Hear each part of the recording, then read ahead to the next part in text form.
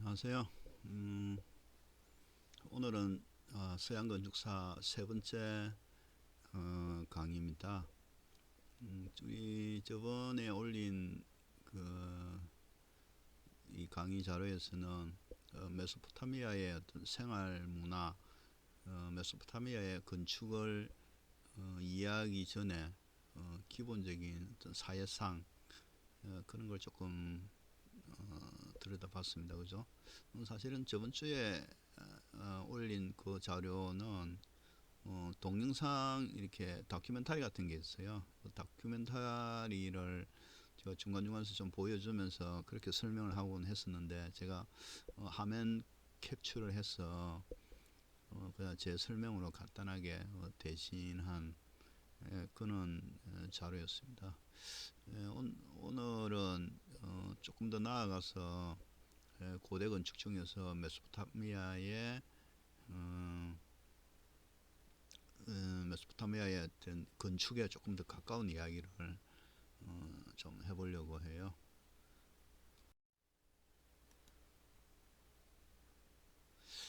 레이저 포인터를 한번 사용을 해볼까요? 예, 저번 시간에 했던 걸 약간 또 환기도 시킬 겸 해서 지도를 다시 한번 보면은요. 자, 여기 왼쪽에 보면은 뭐 고대 도시 이렇게 해서 그 당시에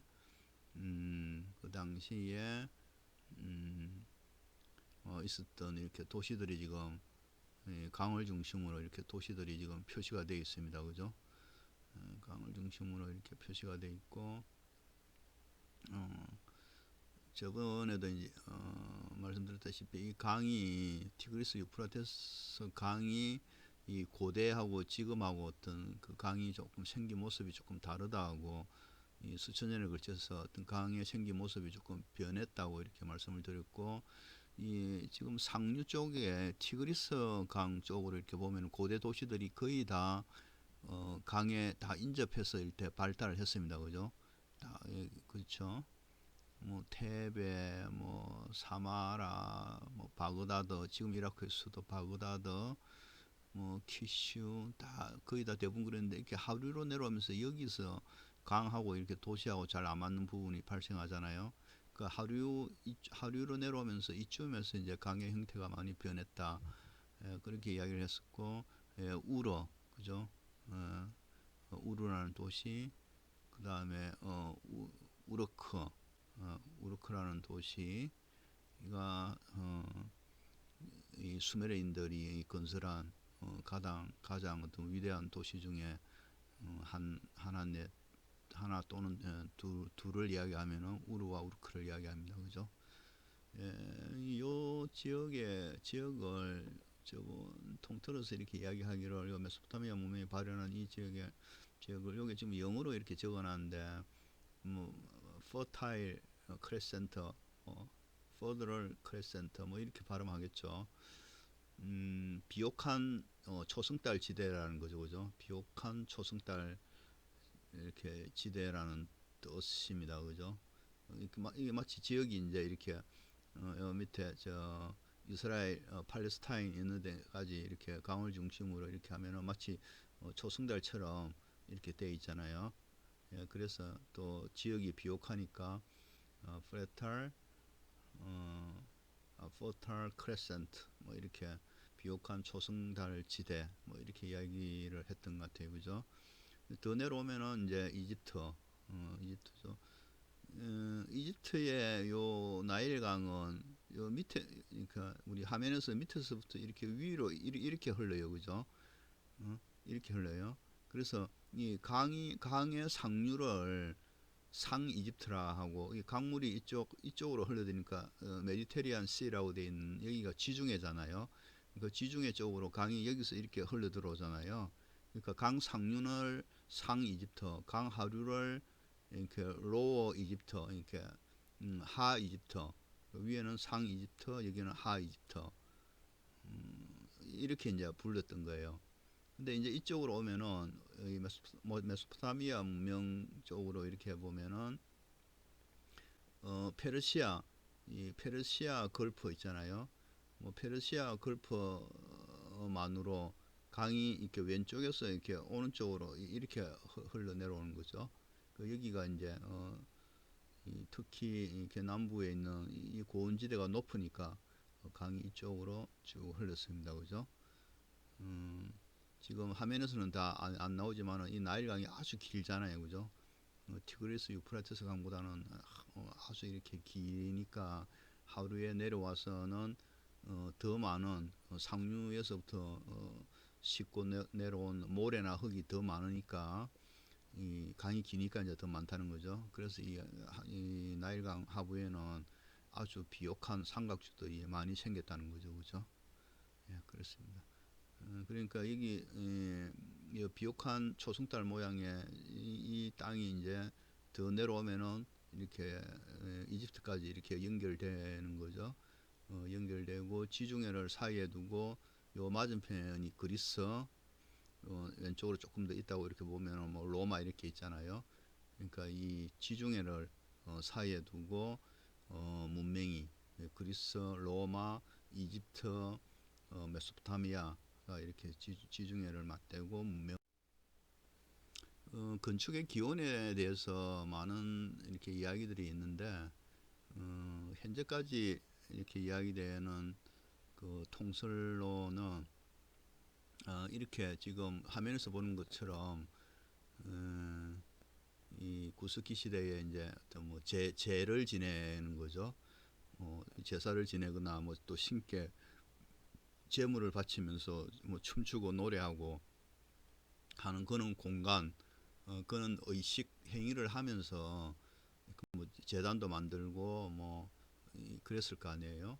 그러므로부터 뭔가를 만들기 시작하고 공간을 이렇게 신성한 곳 뭐 어떤 이런 식으로 해서 공간을 한정하고 하기 시작하면서부터 건축이 시작되었다.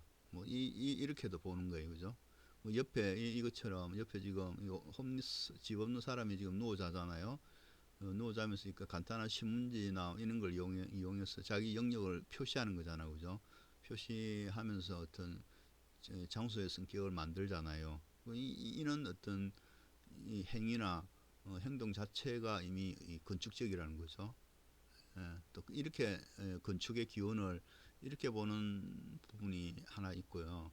그 다음에 또 한 측면은 지금 여기에 적어 놓은 것처럼 건축은 단순한 셀터 이상으로서 그 의도적 사용을 위해 뭐 공간을 한정하여 특별한 장소를 만든다고 하는 게 이제 예를 들면은 이거고 홈리스가 지금 이렇게 자기 영역을 구축하는 것 같은 이런 건축적인 행위고 그 다음에 또 다른 한 측면에서 단순한 셀터를 만들 수도 있잖아요.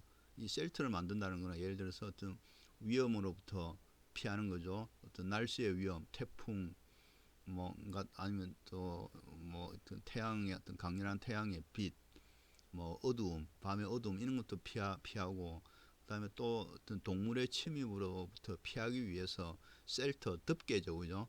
어떤 보호 공간을 만드는 거, 뭐 오두막을 만든다든지 또는 동굴로 피신한다든지 어떤 이런 또는 동굴을 이렇게 뭐 가꾼다든지 이런 어떤 그 피난처를 만드는 거로부터 건축이 시작됐다.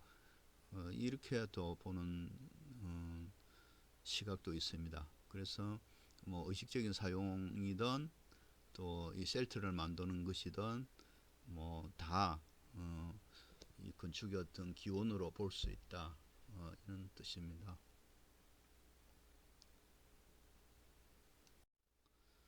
그래서 어떤 그 건축을 이제 셀터로 보는 관점이에요. 건축을 이제 셀터로 보는 관점인데 현재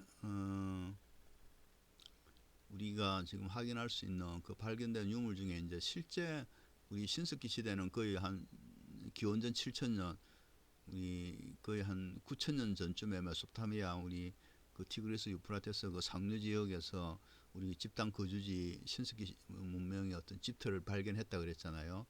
그 전에 그러면은 구석기 시대로 올라가서 그 전에 이렇게 인류는 이제 어떻게 살았는지를 이 흔적을 발견할 수 있는 것은 뭔가 하면요.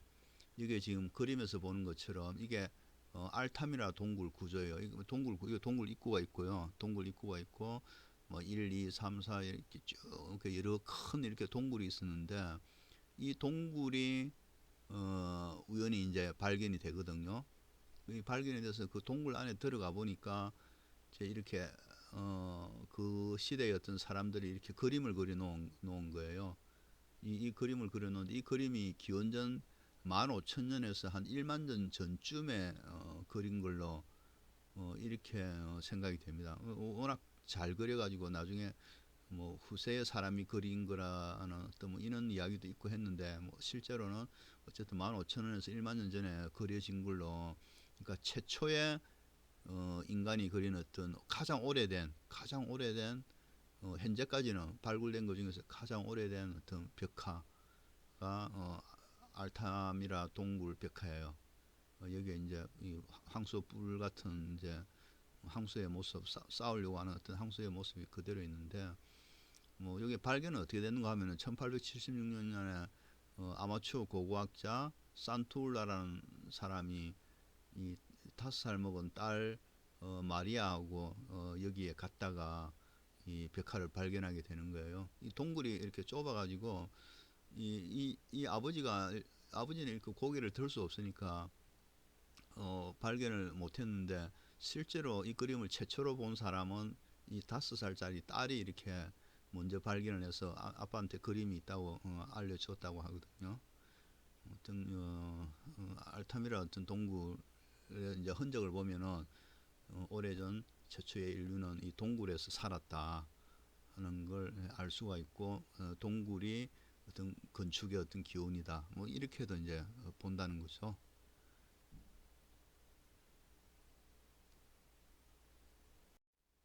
그 다음에 또 다른 동굴 가장 오래된 또 동굴 중에 하나인데요.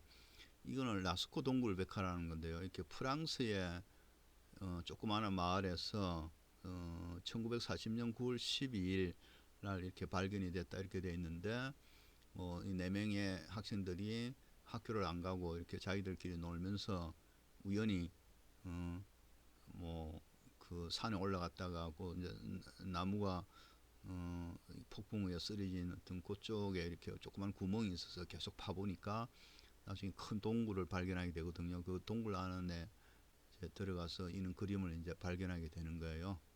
이는 그림을 이제 발견하게 되는데 그래서 이제 현재로서는 이, 이 라스코 동굴 이제 라스코 동굴도 음, 앞에서 우리가 본 이 동굴처럼 현재로서는 한 15,000년에서 한 만년 어떤 그 시기쯤에 음, BC 그러니까 15,000년에서 한 만년 그 전쯤에 이렇게 만들어지지 않았느냐 뭐 이렇게 이제 추측을 하는 거죠. 꽤 그림이 사실적이고 지금 보더라도 그 그림을 너무 잘 그려서 나중에 이제 알타미라 동굴도 마찬가지지만 이 라스코 동굴 백화도 뭐 후대에 누가 이렇게 그려가지고 어, 이 마치 원신이 그린 것처럼 이렇게 가공해서 이야기하는 거 아닌가 하는 그런 논란도 있었습니다만은 뭐 그렇지 않고 15,000년 전에 또는 만 년 전에 그려진 걸로 현재는 그렇게 공식적으로 인정을 하고 있고 건축의 최초의 어떤 모습이지 않겠느냐 이렇게 많이 추측을 하고 있습니다. 요게 이제 우리가 지금 유적으로서 발굴된 것 중에서 또 이제 그 다음 단계겠죠, 그죠? 요거는 이제 한 신석기쯤으로 이렇게 넘어오는 그 다음 단계겠죠. 이 동굴에서 살다가 이제 원시 오두막을 짓기 시작하는 거죠. 원시 오두막을 이제 짓기 시작하는데 이건 이제 유물로서 이제 발견된 거니까 어, 이렇게 이제 분석을 해보면은 어쨌든 구조적인 생각이 있는 거예요. 기둥을 세우잖아요. 기둥을 세우죠. 여기도 이렇게 기둥을 세우죠.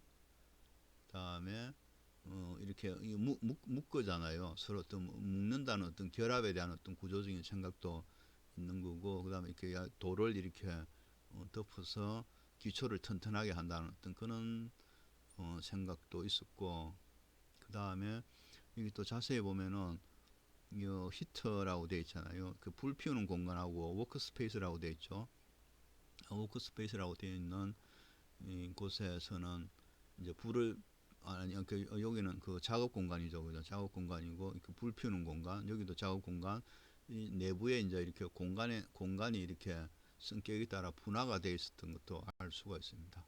조금 더 진화된 형태의 초기의 어떤 초창기의 건축의 형태라고 볼 수 있겠습니다.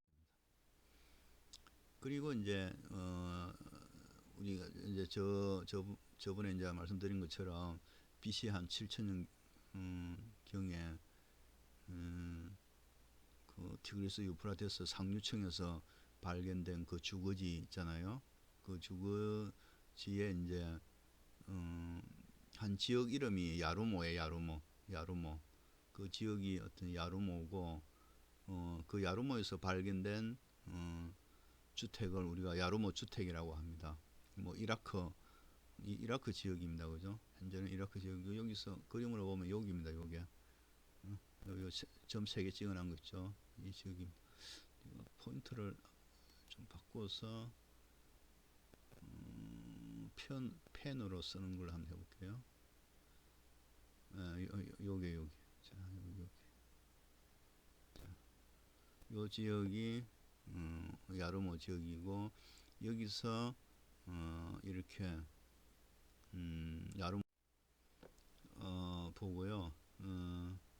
한 150명에서 한 200명 정도의 어떤 인구가 있었던 걸로 이렇게 이제 추정을 합니다. 근데 이 주택을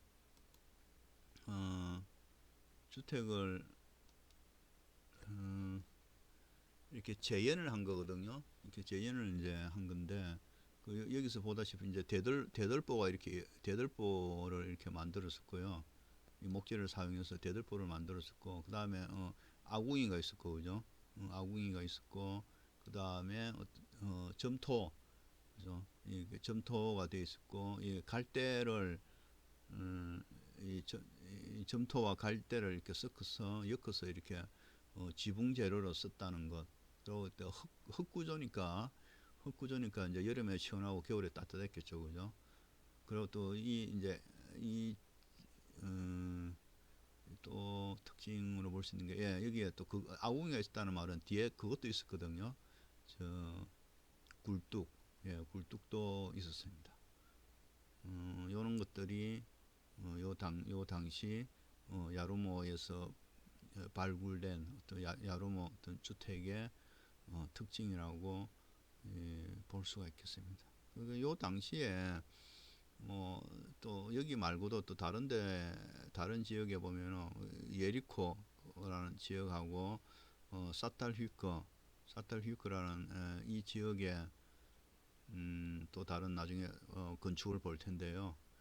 그 건축을 보면은 상당히 발전돼 있었고 또 요 시기에 BC 거의 한 7천년경이거든요. 이게 거의 BC 7천년 정도 경이니까 요때의 어떤 그 건축 개념을 보면은 어떤 마을의 어떤 중심 개념이 나타났었고요. 그 다음에 도로도 이렇게 만들어졌었어요. 도로도 만들어졌었고, 그 다음에 집들이 이렇게 채워져 있었고, 그죠? 집이 있었고, 그 다음에 이렇게 이 경계 이제 성곽 같은 어떤 거는 방어막을 만드는 어떤 이 중요한 네 가지 개념이 이미 BC 7천년, 지금으로부터 9천년 전에 이 야루모 주택지에서 이미 이런 개념들이 성립이 됐다는 거예요. 그리고 또 다른 한 측면은 이 예리코였어요. 예리코라는 지역에서 성곽 안에 이 주거지가 발굴이 되거든요. 이거는 이제 BC 7천에서 8천에서 7천년 전이잖아요. 앞에 에리모가 거의 뭐한 7천년 전이라 그랬으니까 거의 비슷한 시기죠, 그죠? 위치는 좀 다릅니다, 그죠? 여기입니다, 그죠? 여기. 지금은 이게 어디 이스라엘 그 옆에 있는 저 팔레스타인 지역입니다. 그죠? 예, 팔레스타인 지역 내에 어, 예리코라는 요 지역입니다. 요 지역. 예. 아마 여기 성지순례 가시는 분들도 여기 간다는 이야기를 제가 들은 것 같기도 한데. 자, 어쨌든 요 지역입니다. 요 지역에 요거는 이제 위에 지금 요 그림은 그거거든요. 어떤 성곽을 쌓았던 그 성곽의 지금 흔적이 지금 보이고 있는 건데요. 발굴을 통해서 이제 알려졌는데, 요 이제 요르단 강이 흐르고 있는 쪽에 있대요. 그 요르단 강을 내려다보는 약간 높은 위치에 지금 있는 거고요. 이제 발견된 것 중에서는 최초의 영구적인 석조 요새라고 그러거든요. 돌로 이렇게 돌과 흙으로 이렇게 쌓아진 석조 요새입니다. 석조 요새로 완성이 됐고 한 인구가 거의 한 2,000명 정도로 2,000명이 살 정도로 이 성곽 안에는 많은 사람들이 살았고 또 이 성곽을 둘러싸고는 이거 물 이렇게 성으로 이렇게 외부인이 바로 침입하지 못하게끔 이렇게 물로 빙 둘러 싸잖아요. 그걸 해자라 그러죠. 해자를 만들고 이 성곽의 두께는 한 1.5m 정도, 또 성벽 높이도 한 5m 정도, 성곽 높이가 한 5m 정도. 그 다음에 또 성곽 일부는 또 탑도 만들었을 거 아니에요. 그 탑은 훨씬 더 높은 한 9m 높이 정도 그랬다고 해요. 그 다음에 요 안에 이제 신전도 있었는데요. 신전 같은 경우는 채색도 뭐 했었고 나중에 여기서 발굴된 어떤 그 주택 같은 거는 보면은 그리스 어떤 신전, 그리스 신전의 어떤 초기 모델인 메가론이라는 게 있어요. 그 메가론의 어떤 평면과도 비슷했다 하고요. 이쯤에서 여기서는 도기, 도자기 말하는 거죠. 도자기류의 어떤 유물은 발견이 되지 않았습니다. 간단하게 일단 말로 했습니다만은 또 다음 페이지 가면은 그림이 있거든요. 요 그림이에요. 이 그림으로 보면은 이렇게 돌아가면서 그 성각이 이렇게 쌓여 이렇게 돼 있는 거죠. 이거는 이제 추정해서 후대에 이제 그림을 그린 거예요, 그죠? 돼 있고 요게 이제 또 성각이 있으면 요게 이제 그의 탑이 아까 9m라고 그랬잖아요. 9m 높이에 이렇게 탑이 이렇게 있고 밑에 이제 탑을 받치는 그 몇 겹이 더 있는 거죠. 한 이게 한 9m라고 그랬습니다, 그죠? 9m 가까이 되고 요 성의 높이는 뭐 한 5m 정도 된다고 그랬고 이 성 바깥으로 여기에 이렇게 물을 흘려보내서 외부에서 이렇게 침입이 잘 안 되게끔 그죠? 이 성을 침범을 못해놓고 물을 이렇게 보내는데 이 물을 이제 우리가 해자라고 하는 거죠, 그죠? 해자 공간이 있었죠. 조금 더 그 당시에 단면으로 보면은요, 요거는 이제 탑의 요 이제 탑의 단면이에요. 안쪽에서 사람들이 이렇게 탑 안으로 이제 들어갈 수 있는 공간을 만들어 놨죠. 탑에 이렇게 해서 이제 탑에 이렇게 들락날락 해야 될 거 아니에요. 사람이 그죠? 사람이 올라가고 뭐 내려가고 해야 되니까 그죠? 사람이 올라가고 내려가고 요게 해자죠, 그죠? 해자. 여기에 이제 이렇게 물이 채워져 있었겠죠, 그죠? 이렇게 물이 채워져 있었어. 탑을 이렇게 성곽을 보호하기 위해서 그랬겠죠, 그죠? 요거는 지금 이제 사진은 지금 말 그대로 이 사진은 지금 그대로 발굴이 된 저 흔적이죠, 그죠? 그 당시에 이제 집에 뭐 집터의 어떤 모습, 집터의 모습 뭐 이런 게 지금 항공 뷰로 예, 보고 있는 겁니다.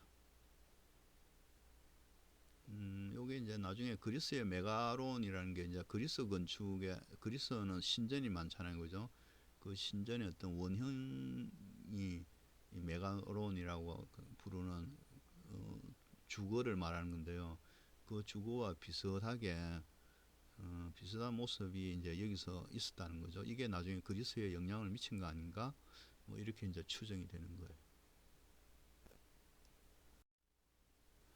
그 다음에 재밌는 게 음, 음, 사탈휴크라고 이렇게 지금 이야기되는 곳이에요. 여기 사탈휴크, 또 여기는 보면은 카탈휴크라고 돼 있죠. 카탈휴크, 사탈휴크, 카탈휴크라고 돼 있는데 영어로 보면 그냥 이렇게 CATAL HYU HY HUYUK 그 카탈휴크 이걸 우리나라 말로 하다 보니까 사탈휴크라고 읽을 수도 있고 뭐 카탈 휴크라고 뭐 읽을 수도 있고 좀 발음사 하면 좀 그렇습니다. 그죠? 뭐 이렇게 이야기하나 저렇게 이야기하나 영어로 읽으면은 까탈 휴크입니다. 그죠? 이 지역에서 이제 발굴된 집단 주거의 형태가 요 그림에서 나타나 있는 것처럼 이렇습니다. 이 그림을 보니까 어때요? 이 그림의 특징을 여러분들 알 수 있겠어요? 이 카탈루크는 훨씬 지금 터키 쪽에 있습니다. 그죠? 터키 쪽에 있습니다. 많이 이렇게 유프라테스가 훨씬 상류에 있는 그런 겁니다. 그죠?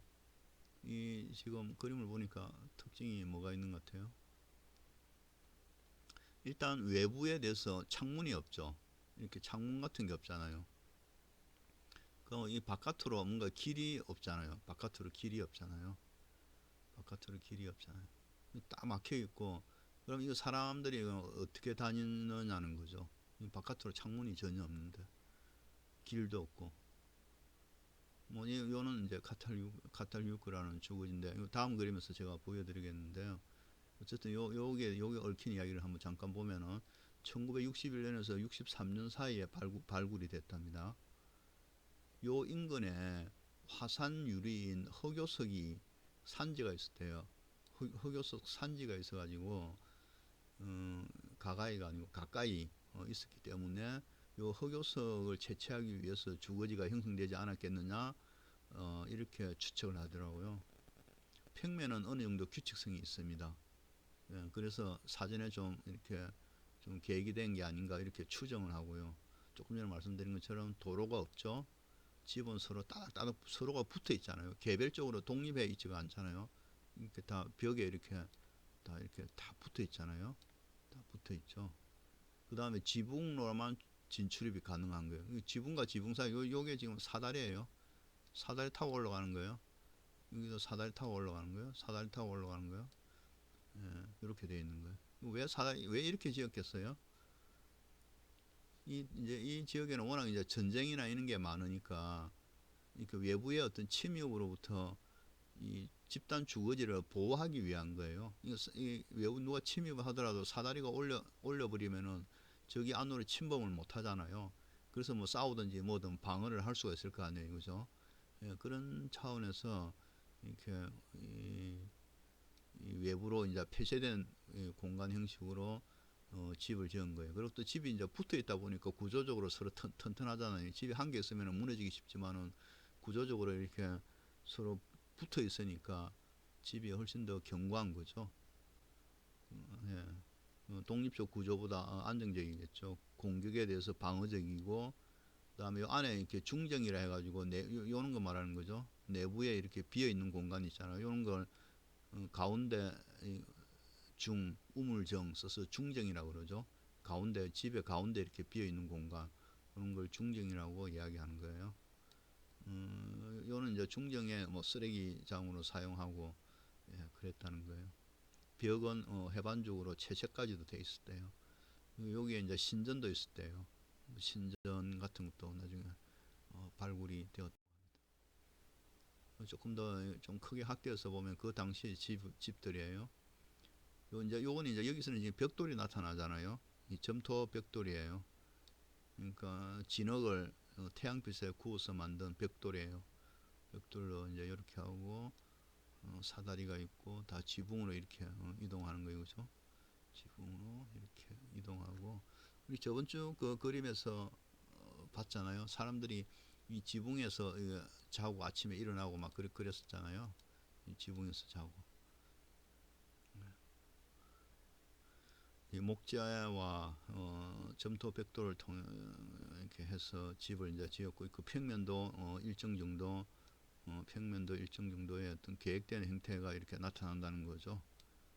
그래서 사전에 좀 계획이 된 것 같다 이렇게 추측을 합니다. 요거는 이제 여기에 있던 신전의 모습이에요. 뭐 이런 어떤 항소 같은 어떤 장식도 있고 그죠? 이렇게 장식도 놓여 있고 또 그 묘사하는 어떤 상들도 이렇게 있었습니다. 신을 묘사하는 어떤 형상들도 이제 발굴이 되었습니다.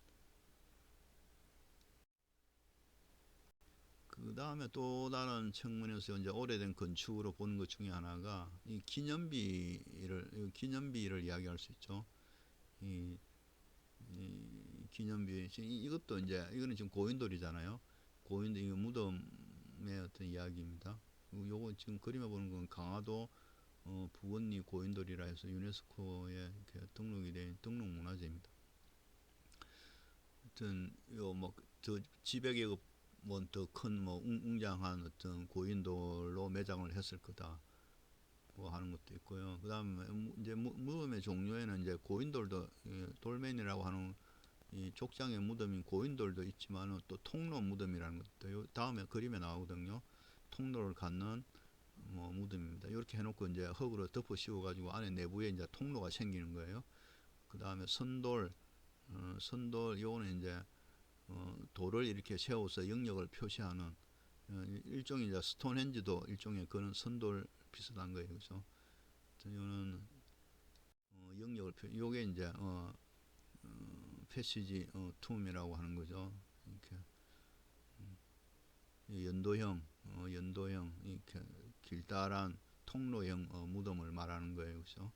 통로형 무덤을 말하는 겁니다. 그다음에 여기가 선돌, 돌 하나를 이렇게 이렇게 돌을 이렇게 세워가지고 이 어떤 그 지역의 영역을 표시하는 거예요. 영역을 표시하는 거예요. 어떤 지역은 가면 이걸 또 여러 개 이렇게 줄을 지어서 이렇게 세워놓고 영역을 표시한 것도 있고 그래요. 뭐 스톤헨지 여러분들 혹시 나중에 세상이 좋아지면은 세상이 평화로워지면은 런던에서 이 솔저베리 지역으로 이렇게 가다 보면은 이 스톤헨지를 볼 수 있는데요. 요겁니다. 이 유적이 스톤헨지를 스톤헨지 이제 가는 길에 보면은 앞에 본 그 선돌 같은 돌을 이렇게 여러 개 세워서 영역을 표시한 그런 것들도 보게 됩니다. 뭐 이 스톤헨지에 대해서는 뭐 여러 말들이 있잖아요, 그죠? 여러 말들이 있죠. 뭐 외계인이 와서 세웠다느니 뭐 우리 신라의 우리 그 첨성대처럼 뭐 천체를 관측하기 위해서 뭐 만들었다느니 뭐 이런 말이 있는데 최근에 이제 발굴된 어떤 자료에 의하면은 이 제사와 장례식을 치르기 위한 그런 어떤 재래 의식의 공간이었다고 하는 게 최근에 발굴된 학자들의 주장입니다.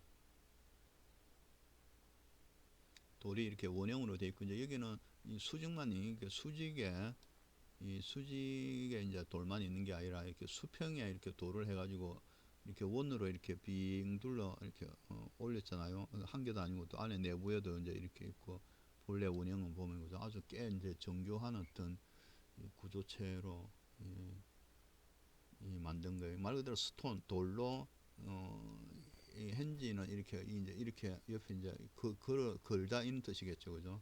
돌이 걸려 있는 거니까 스톤 핸지라고 이렇게 이름을 붙였고 지역은 솔즈베리 지역에 있습니다.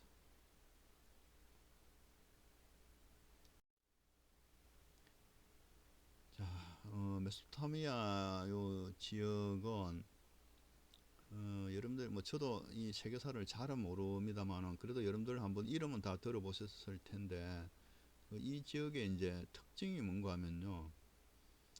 이, 이 강이 이제 이렇게 두 개나 이렇게 있다 보니까 이 물길을 잘 이용하기 위해서 이렇게 물길을 대고 하는 걸 수로를 만들고 하는 걸 그걸 관계라 그러거든요.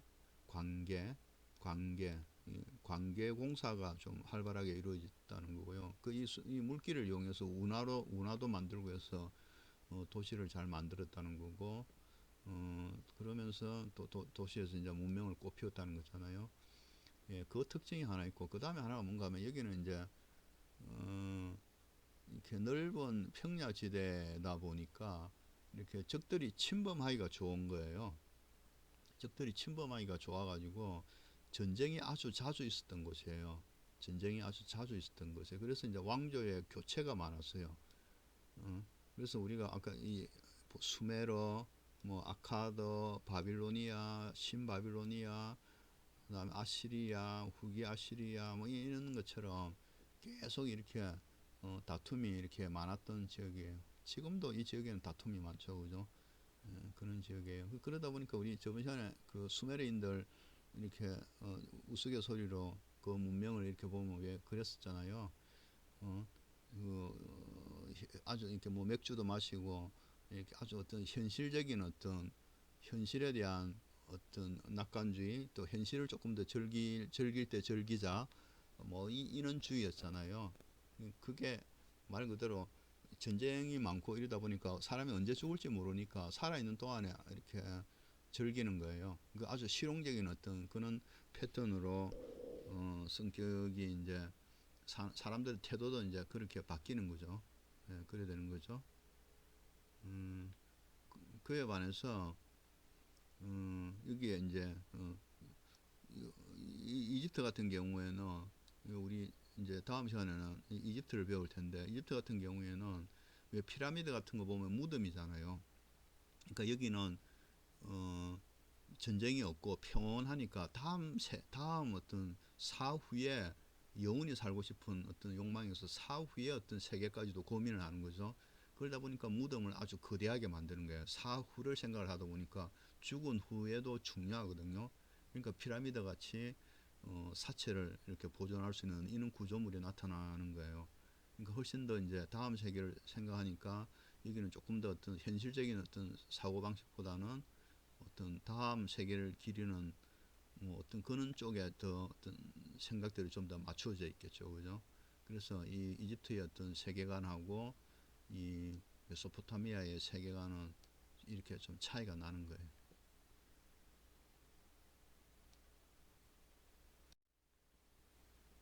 뭐 지도를 보면은 여기가 우리가 메디테리안 시라고 되어 있잖아요, 그죠? 여기 우리가 지중해잖아요, 그죠? 지중해고 그러니까 여기 이 바다를 중심으로 여기 그리스, 그죠?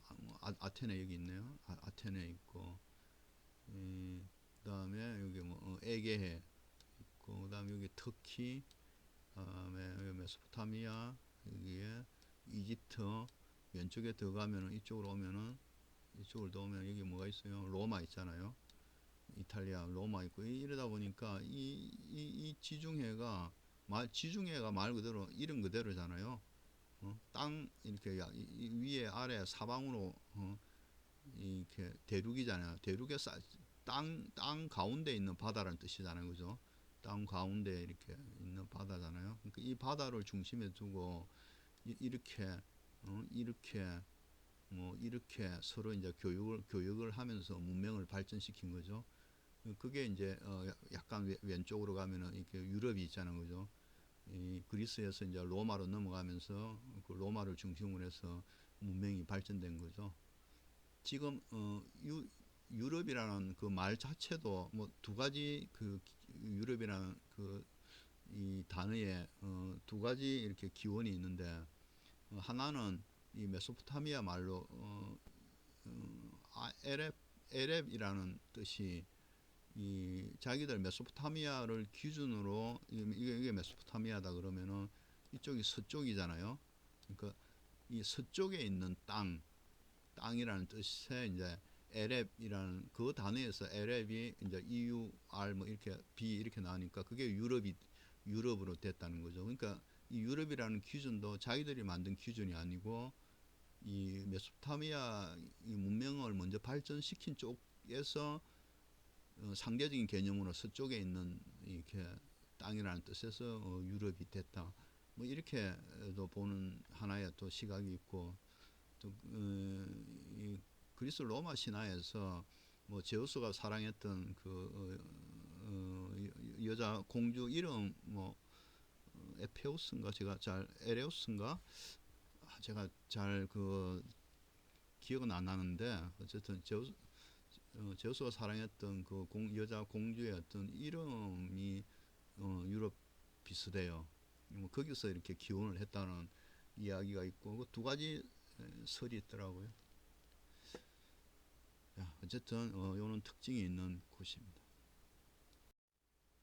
그래서 그 당시에 이렇게 연대기를 보더라도 뭐 BC 2000년경에 뭐 수메로 국가가 이렇게 건설이 되었고 그 이후에 뭐 바빌로니아, 히타이트, 아시리아, 페르시아 뭐 이런 식으로 또 그 더 내려가면은 사산 왕조, 비잔틴, 뭐 아바스 왕조, 셀주크 왕조 뭐 이렇게 계속 왕조가 바뀌면서 전쟁이 많았던 그런 지역입니다. 전쟁이 많다 보니까 여기서 지금 무덤 이야기를 안 하잖아요. 무덤 이야기를 안 하잖아요. 본래 고대 건축은 뭐 무덤, 성곽, 신전,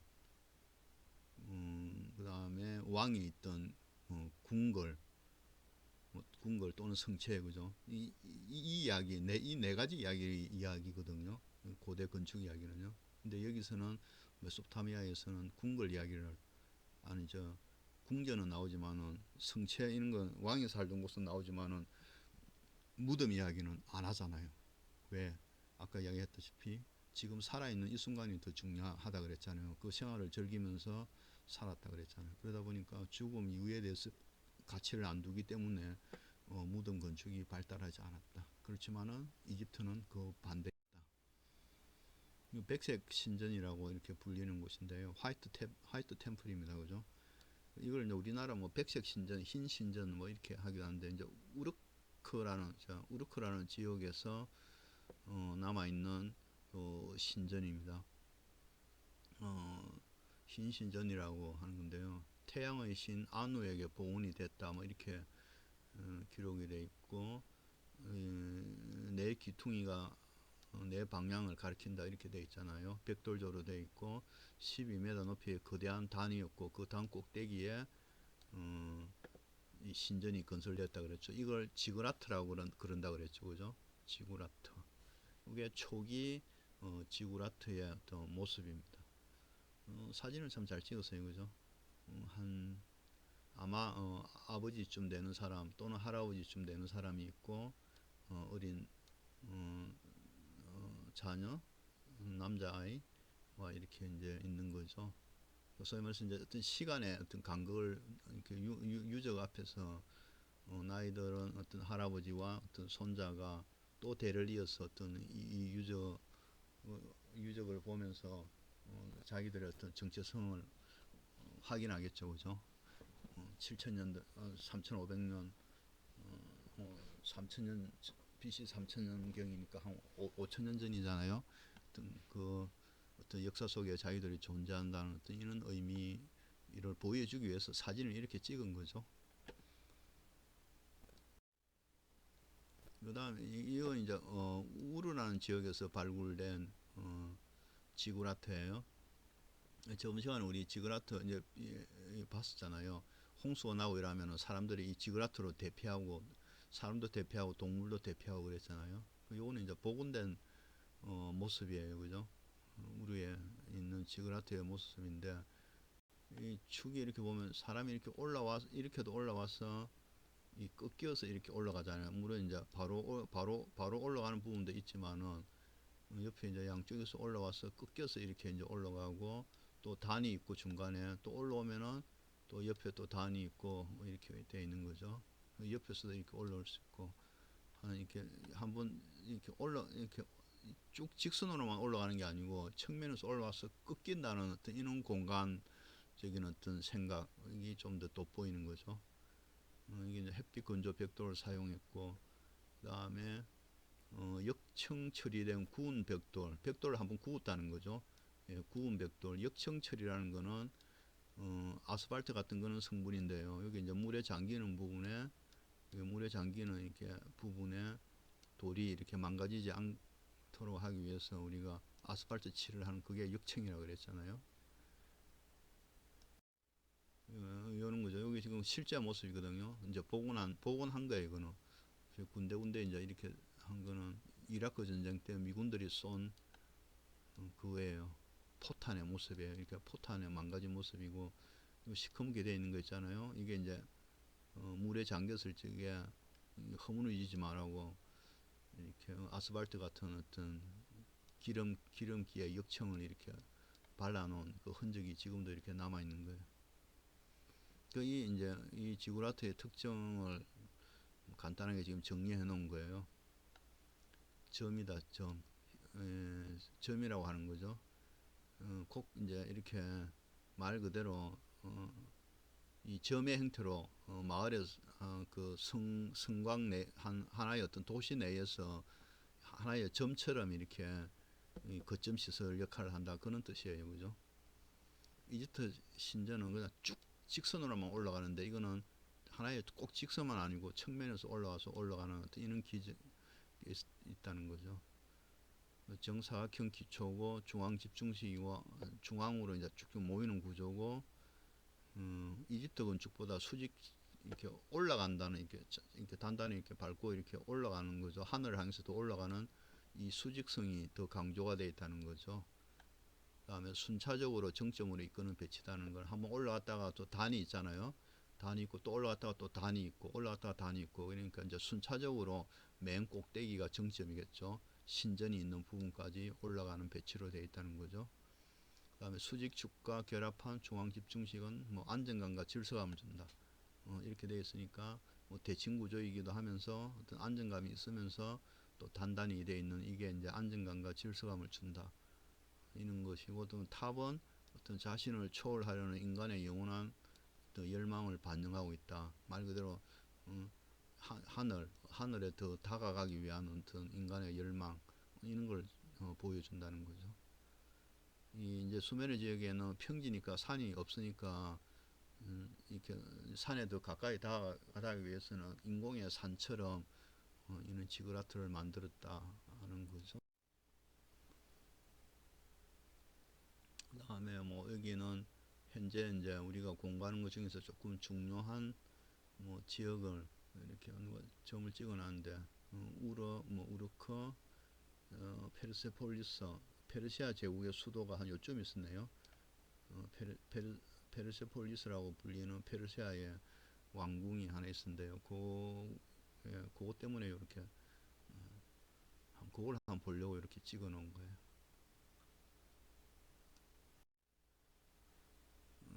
요거예요. 아시리아 건축을 하는 건데요. 사르곤 2세의 성곽이라고 하는 거예요. 사르곤 2세의 성체라고 하고, BC 한 720년경에 만들어지는데, 이게 도시가 이렇게 성이 있으면 그 성 안에 또다시 이렇게 왕이 사는, 이게 궁궐이죠. 이게 궁궐이고, 이 자체가 이제 성이죠, 그죠? 이렇게 성이 있는 거고, 이렇게 있고, 이제 외부에 또 이렇게 이제 도시가 있는 거죠. 도시가 있고, 이 도시를 또 감싸는 성이 또 있는 거죠. 예, 그렇게 돼 있는데, 그러니까 여기 이제 궁궐 일부에 요 지그라트가 이렇게 있는 거죠. 지그라트. 탑 모양으로 된 여기 지그라트잖아요, 그죠? 지그라트가 있고, 이제 이제 이 궁궐 안에 이렇게 비어 있는 중정이 이렇게 많이 보이죠. 비어 있는 중정이 크게 두 개가 이렇게 보입니다, 그죠? 두 개가 이렇게 보입니다. 이게 지금 자세히 보면 이거 외곽에 쌓아놓은 벽이 이렇게 톱니바퀴처럼 이렇게 탁 쌓여져 있잖아요. 이거 왜 이렇게 탄탄하게 해놨겠어요? 앞에서 말씀드렸잖아요, 그죠? 이 지역에는 워낙 전쟁이 잦은 지역이 있잖아요. 그러니까 외부의 어떤 방어를 위해서 이렇게 성을 탄탄하게 이렇게 쌓은 거예요. 앞에 우리 맨 처음에 우리 어, 카탈유크나 뭐 예리코의 그 주거지 보면은 그 고대 때부터 벌써 어, 이 집이 이렇게 외부에 대해서는 아주 폐쇄적이고 내부의 중정을 만드는 형식이었잖아요. 그게 그대로 지금 발전이 되어 온 모습을 지금 그대로 보여주는 거죠, 그죠? 뭐 이렇게 조금 확대해서 이렇게 보면은 주로 이제 뭐 왕이 집무 보는 곳이나 왕이 이제 거처하는 곳, 뭐 이런 것들이 있고 지구라트 이제 신전이 있고 뭐 중정이 있고 하는 그런 모습입니다, 그죠? 요거 이제 특징을 이렇게 조금 돼 있는데 이제 궁궐의 면적은 뭐 25에이크였다. 약 3만 평, 제가 계산을 해보니까 약 4만 평이더라고요. 1에이크는 한 1200평 정도 됩니다. 1200평. 1에이크라는 거는 항소 한 마리가 하루에 어, 이, 이 밭을 갈 수 있는 면적을 1에이크로 기준으로 삼았다 그러더라고요. 그게 한 1200평 정도 되는가 봐요. 어쨌든 지금으로 하면 약 한 4만 평 정도 되는 거고요. 200개가 넘는 넓은 마당과 방이 있었다. 그러고요. 거의 한 1마일, 1600m 정도 된대요. 그랬고, 그다음에 조적도 벽돌에 일부 이렇게 또 볼트가 있었어요. 이렇게 볼트가 뭔가 하면 볼트 이렇게 요런 데 보면은 이렇게 들어가는 입구에 이렇게 반원형으로 이렇게 되어 있는 거 있잖아요, 그죠? 반원형으로 이렇게 된 그거는 그걸 이제 베를 볼트라고 그래요. 뭐 신전과 지구라트가 있었고 지구라트는 7단이었대요. 여기 7단으로 되어 있는 거고 4개만 남아 있었는데 이제 추정하기는 7단으로 이렇게 추정을 한다는 거고 나선형으로 이렇게 감아서 올라가는 거고 우리 성경의 바벨탑 이야기 있잖아요. 그 바벨탑이 이 지구라트 이야기잖아요. 끊임없이 쌓아 올라가다가 뭐 무너져서 뭐 하나님의 노예서 뭐 탑을 무너뜨렸다 뭐 이런 말이 있잖아요. 이게 이제 계속 이, 이, 이 구조적으로 구운 벽돌 가지고 쌓아 올라가는 데는 한계가 있었을 거 아니에요. 이 지구라트도 올라가다가 이제 이 무너졌겠죠, 그죠? 그 바벨탑 이야기가 이 지구라트 이야기죠. 정문에 톱니바퀴형 벽체가 존재하는 거죠. 건축적 특징으로 이제 보이드와 솔리드. 보이드는 이렇게 비어 있는 부분을 보이드라고 하고 막혀 있는 부분을 솔리드라고 해요. 이렇게 비어 있는 부분은 보이드. 이렇게 막혀져 있는 이런 부분 있잖아요. 벽 같은 거 이런 거는 우리가 막혀 있는 부분은 솔리드, 비어 있는 부분은 보이드. 이런 걸 보이드라고 하는 거예요. 이런 거는 다 보이드죠. 비어 있으니까 보이드. 이제 흰 부분 이런 거는 솔리드겠죠, 그죠? 비어 있는 부분과 막혀져 있는 부분. 측면에서 봤을 적에도 마찬가지고 위에서 봤을 적에도 마찬가지고 보이드와 솔리드가 적절하게 이렇게 균형을 잡고 있는 그런 형태입니다.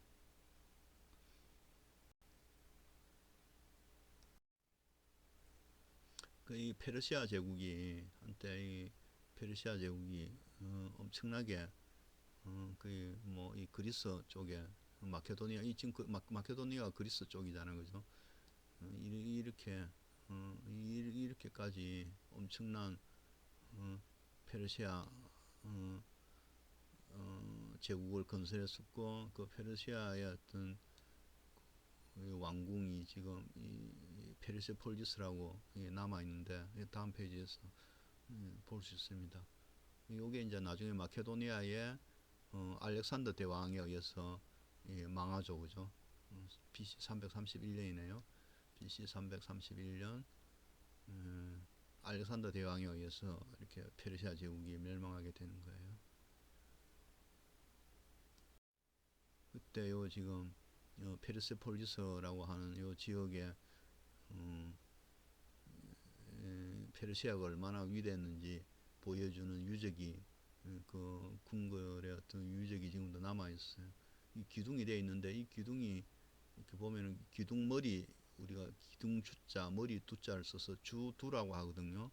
그 기둥 머리가 얼마나 이렇게 아름다운지, 궁궐이 얼마나 웅장했는지를 이렇게 보여주고요. 궁궐 안에 이제 남아있는 기둥의 흔적으로서 이 보건도를 그린 게 있어요. 보건도를 보면은 이렇게 이제 보건도를 그렸어요. 그러니까 보면은 뭐 이렇게 왕의 영역과 왕을 아련하는 그런 곳이 있었죠. 그런 곳이 있었습니다. 이렇게. 그다음에 대문도 있었고, 그래 뭐 중간 중간에 이제 비어 있는 중정도 있고, 이런 이제 엄청난 왕궁의 모습을 우리가 볼 수 있습니다. 실제 이제 그걸 3차원으로 이렇게 이 페르세폴리스 궁전의 이제 3차원 모습을 이렇게 하면은 우리가 다주실이라고 그러죠. 마늘 다자 기둥주자 기둥이 많은 방으로 이렇게 이 구성이 되어 있었고, 이 기둥 하나에 이렇게 보면은 쭉 해서 기둥 하나에 보면은 위에가 화려한 장식이 이렇게 되어 있는 거죠. 요거죠. 항소를 그때 상징으로 많이 쓰는가 봐요. 항소가 여기 한 마리, 여기 한 마리, 뭐 항소가 이제 두 마리가 이렇게 되어 있는 걸로 해서 이렇게 어떤 기둥, 이게 나중에 그리스로 넘어가면 조금 더 잘 정돈된 형태의 기둥으로 양식이 바뀌는 거예요. 이렇게 어떤 페르시아의 이 메소포타미아 어떤 문명의 어떤 극치를 보여주는 그런 궁전이라고 보시면 되고, 나중에 이제 알렉산더 대왕한테 망하면서 그 문명의 주도권이 이제 그리스로 넘어가게 되는 거죠. 그래서 나중에 요거 이제 메소포타미아 문명을 보고 나서 이제 그 다음에 이제 그리스 문명을 보고 아니 이집트 문명을 보고 이집트 다음에 다시 이제 그리스를 보게 되는 거예요. 그리스 보고 나서 다음에 그리스 다음은 로마죠. 이런 식으로 순차적으로 문명이 융성했던 시간 순서에 따라서 우리가 지금 들여다보고 있는 중이에요. 당시 이제 이 지역의 특징을 보면은 사막과 주위에 이제 평지다 보니까 비옥한 땅도 있었지만은, 그러다 보니까 전쟁이 자주 있었다는 거죠. 전쟁이 자주 있었고, 고대 건축에 우리가 사요소라고 할 수 있는 거는 뭐 왕궁, 신전, 무덤, 성곽 이런 게 있는데, 여기서는 어떤 무덤 건축은 발견이 안 되죠, 그죠? 신전도 여기서는 신전은 발견이 되잖아요. 지그라터라고 하지만은 발견이 되지만 아주 많은 신전은 아니죠, 그죠? 그렇지만 나중에 그리스 가면 그리스는 다 신에 대한 이야기잖아요. 그리스는. 그 다음에 그리스 여러분들 왕 모르죠. 그렇지만 신전은 많이 알잖아요. 그리스는 신전에 대한 이야기고, 무덤은 이집트에 대한 이야기고, 왕궁은 어디예요? 로마. 로마는 다 왕들 이야기잖아요. 그죠?